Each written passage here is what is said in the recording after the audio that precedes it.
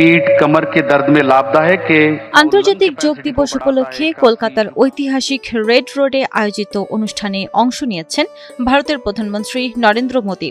রোববার ২১ জুন হাজারো মানুষের উপস্থিতিতে দিনটি উদযাপিত হয়। এ উপলক্ষে শহরের রেড রোডে নির্মাণ করা হয় সুবিশাল মঞ্চ এবং অনুষ্ঠান ঘিরে কয়েকদিন ধরে এলাকায় বিশেষ প্রস্তুতি নেওয়া হয়। অনুষ্ঠানে মোদী ছাড়াও উপস্থিত ছিলেন পশ্চিমবঙ্গের রাজ্যপাল সিভি আনন্দ বোস এবং রাজ্যের বিরোধী দলনেতা শুভেন্দু অধিকারী। অনুষ্ঠানের শুরুতে বক্তৃতায় শুভেন্দু অধিকারী পশ্চিমবঙ্গে যোগ চর্চার প্রসার ঘটানোর জন্য প্রধানমন্ত্রীকে ধন্যবাদ জানান।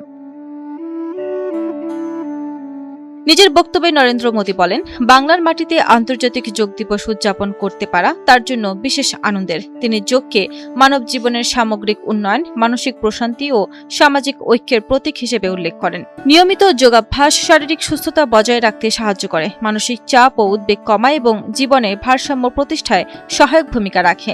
जब समाज स्वस्थ होगा तब राष्ट्र भी अधिक सक्षम।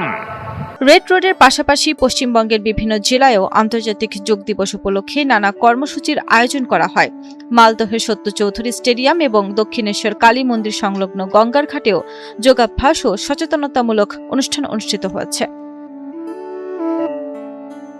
তবে এই আয়োজন ঘিরে বিতর্কও দেখা দিয়েছে। সমালোচকদের একাংশের দাবি, অতীতে ঈদের নামাজের জন্য রেড রোড ব্যবহারের অনুমতি না দেওয়া হলেও যোগ দিবস উপলক্ষে দীর্ঘ সময় ধরে রাস্তা বন্ধ রাখা হয়েছে, যা নিয়ে প্রশ্ন উঠেছে।